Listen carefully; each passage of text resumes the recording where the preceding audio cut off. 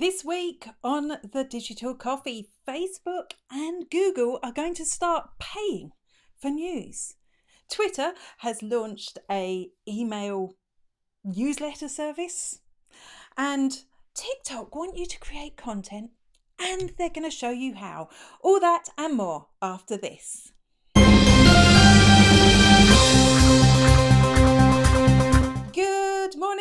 Good morning, and welcome to the Digital Coffee. This is your weekly dose of digital marketing and social media news for small business.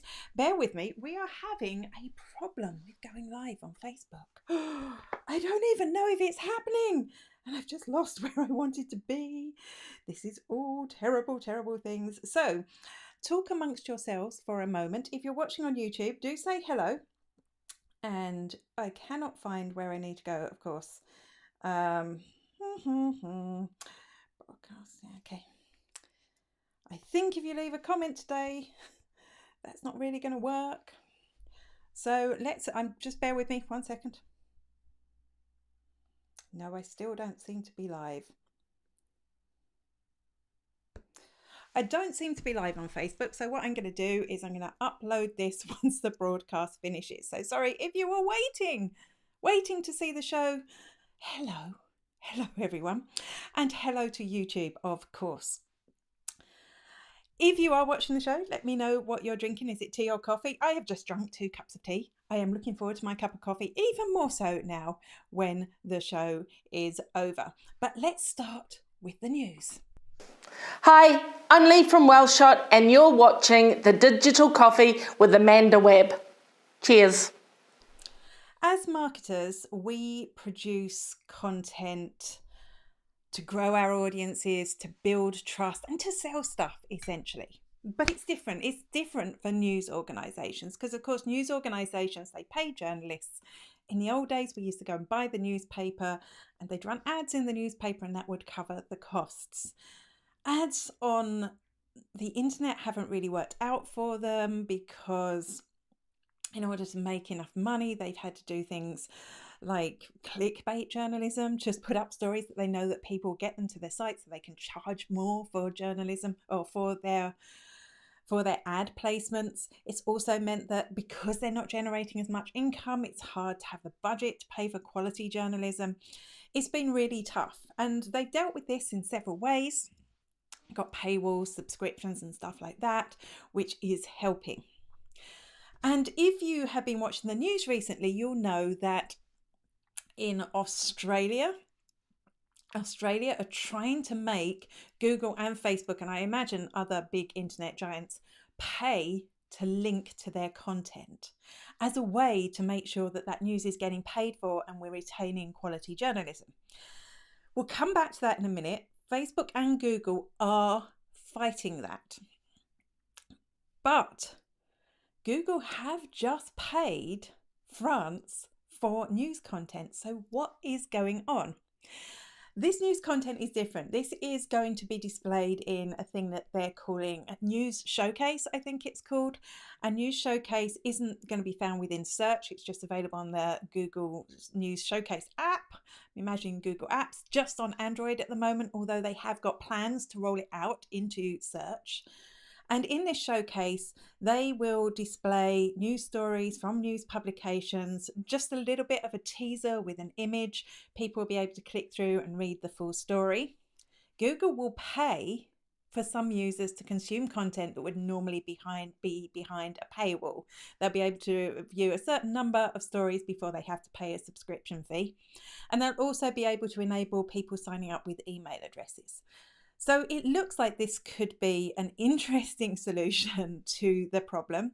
It's not going to float in Australia because what Australia want is more than that. They want to be paid for linking to the content. And obviously Google are saying, well, hey, we're driving traffic to your site. Why would we do that? But I think the big sticking point in the Australian law, at least, is that they want warning of any algorithmic changes from Google. And I imagine Facebook as well. Google is just the one we're talking about here. And that's big, right? Because I think that could be, even if some miracle happened and Google agreed to pay, giving news outlets the secret to their algorithm would be like Coca-Cola giving away their secret recipe. The problem I have with News Showcase is that that's Google News, essentially. We're getting our news from Google. Yes, people are contributing, but Google have control. And I'm not sure that is a good future for news publication. So we are going to have to find a way to support journalism. This is May King from The FOMO Creator, and you're watching The Digital Coffee with Amanda Webb.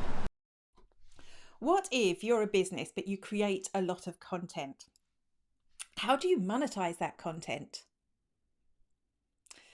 Well, soon you will be able to monetize your content through a new tool that Twitter has bought called Review. And what Review does is it helps you create newsletters which you can publish to subscribers. So what if you got a small group of subscribers who are interested in your business content together? You could either give them the newsletter for free, so it's a good way to build your brand and build trust and sell, or you could charge a subscription fee for it. Now, I don't know.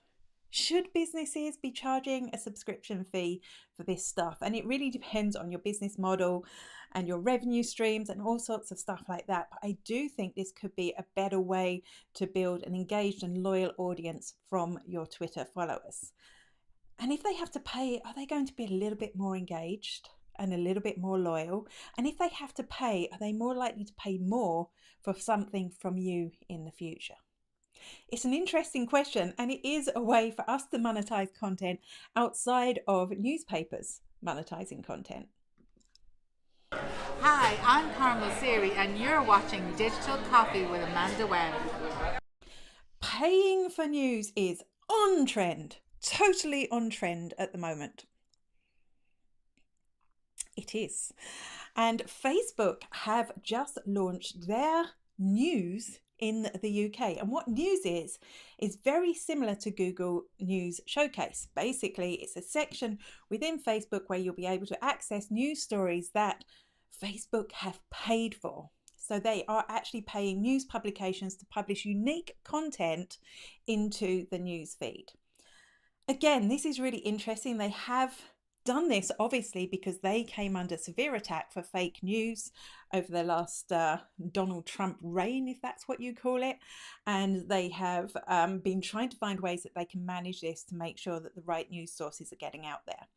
And they have chosen a broad spectrum of publications from left, from right, from centre, all legitimate news sources. So you're not going to be able to get your unsubstantiated news from it. But it is interesting that they have paid to get proper news onto their page. Whether people think this is stifling those illegitimate news sources, I don't know. And again, I am worried that something like Facebook, something like Google will own that news. I want to keep going to newspapers who are owned independently with independent journalism to see my news sources. But I'm guessing that we're going to see more and more of this stuff coming from the big internet giants in the future.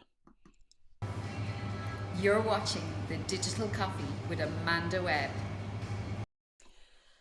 Facebook and Instagram are woeful for sending us to the wrong place. Oh, what am I talking about?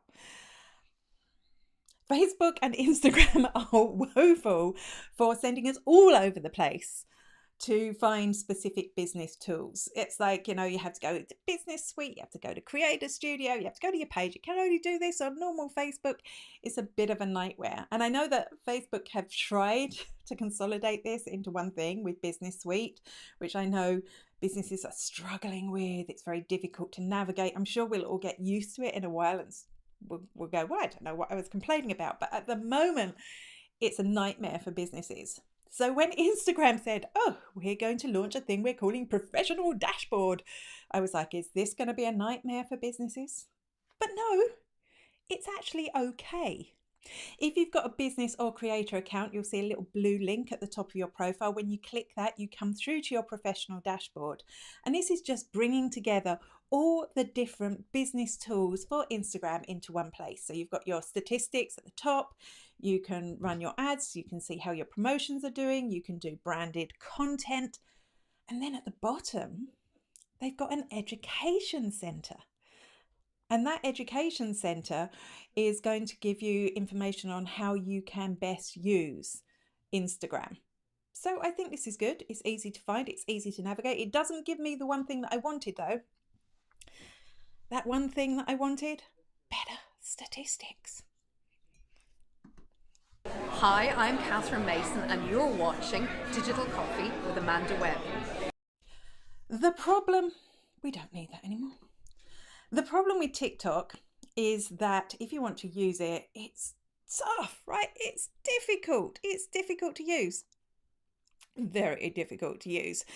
And you have to create content. You have to learn how to make videos. You want to think of ideas for videos. You need to work out how the whole TikTok and the music and everything works. And that's stopping a lot of businesses using the network. So TikTok have put their thinking cap on. How can we get more businesses onto creating content and using TikTok? They have created a creator portal, and within this portal, it's basically training on how to use TikTok. Everything from signing up for TikTok, opening your account, to creating content. It's going to be so useful for businesses. It's going to stop what happened to Instagram, which it just ended up being stock images. If TikTok were just stock videos, people would go, because part of the enjoyment of TikTok is that you've got this raw content from users.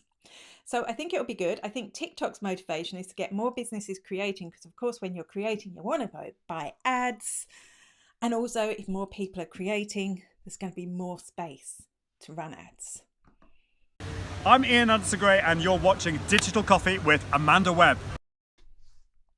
You post something on LinkedIn and people are commenting, it's getting a lot of engagement, and then you get a notification.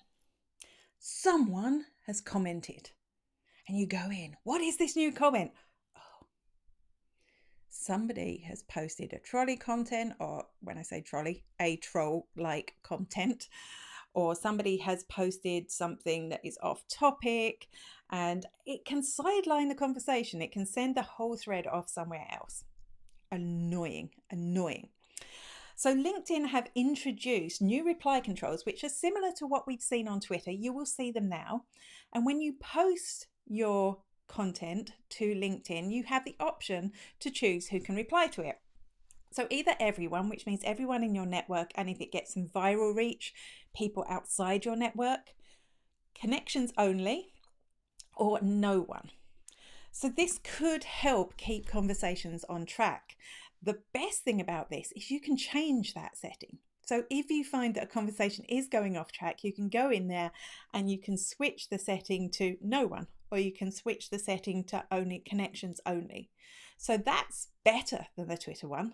But I do think it's missing some options I'd like to see. On Twitter, you can set it up so only people tagged in a post can reply. And that would be so useful, I think, for people, because you could have like an interview thread, or you could have a panel discussion thread, and it could be really interesting content for other people to read. I'm hoping they will elaborate on this in the future. Hi, I'm Charlie Lawrence and you're watching The Digital Coffee with Amanda Webb. Have you had your ad account suspended recently or disabled? And if you haven't, I betcha you know someone who has, don't you? Yes, you do.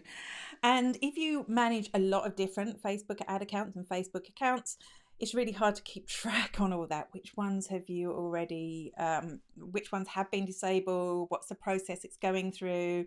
What was the judgment on that? And the same for ads that get rejected. Well, Facebook have launched a Facebook ads account. It's got a really issues dashboard.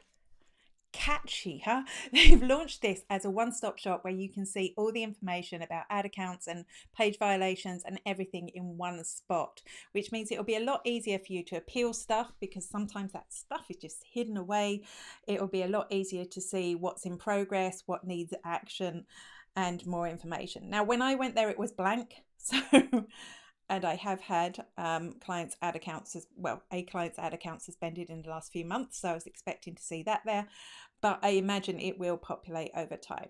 It is a good space to be. Will it fix the problem of machines accidentally suspending the wrong accounts? Probably not, but at least it's making it easier to manage. That was a super short show today because I don't even know if I'm live anywhere, to be honest. Don't know what's going on. Didn't work. But I will upload this onto Facebook. I think we're live on YouTube because I've got a notification about it. So if not, I will upload it to both. I will see you same bat time, same bat place next week.